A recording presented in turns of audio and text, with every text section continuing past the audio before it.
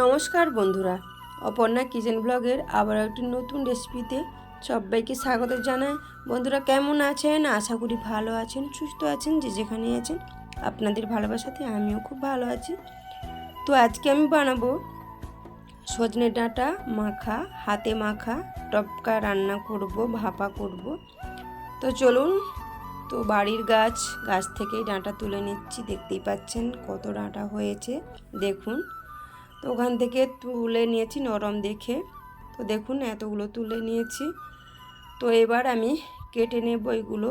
তার সাথে একটা আলু নিয়েছি, টমেটো একটা নিয়েছি, পেঁয়াজ, যা যা মশলা লাগবে সবগুলোই নিয়েছি। তো দেখুন এইভাবে কেটে নিয়েছি আলু, ডাঁটা, সজনে ডাঁটা, টমেটো। এখানে সর্ষে নিয়েছি, চালমগজ দানা নিয়েছি, পেঁয়াজ, রসুন, আদা নিয়েছি, মেখে নেব। তো চলুন এবার হাত দিয়ে মেখে নেব ভালো করে। তো দেখুন কড়াইয়ের মধ্যে দিয়ে দিলাম সজনে ডাঁটা, আলু কাটা, টমেটো। তো ওর মধ্যে পেঁয়াজ কুচি, আদা রসুন বাটা, লবণ, পরিমাণ মতো হলুদ, লঙ্কা গুঁড়ো। তো অল্প করে লঙ্কা গুঁড়ো দিলাম, ঝালটা আপনারা আপনাদের পছন্দ অনুযায়ী দিতে পারেন। তো আমি আমার মতো করে দিলাম। তো দেখুন, তো এরপর আমি গোটা জিরে দিলাম ওর মধ্যে।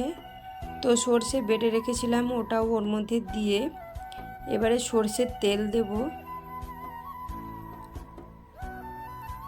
তো দেখুন এর মধ্যে পরিমাণ মতো সর্ষের তেল দেবো। তেলটা বেশি দেব না, তো পরিমাণ মতনই দেব।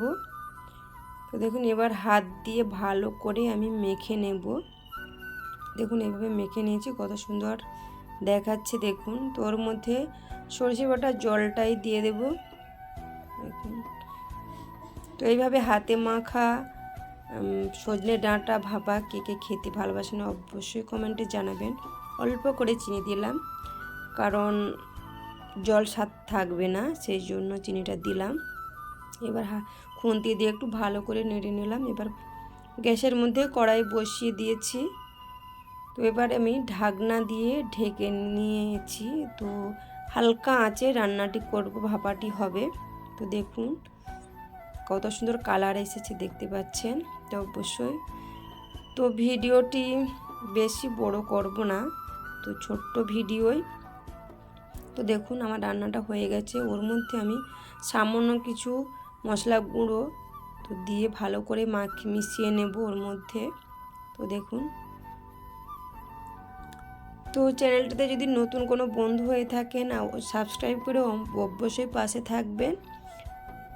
তো দেখুন উপর থেকে একটু সরষের তেল দিয়ে দিলাম, দিয়ে আবারও খুন্তি দিয়ে নেড়ে নিচ্ছি।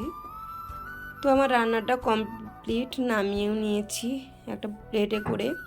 তো দেখুন, তো ভিডিওটি বেশি বড় করব না, তো ভিডিওটি এই পর্যন্ত।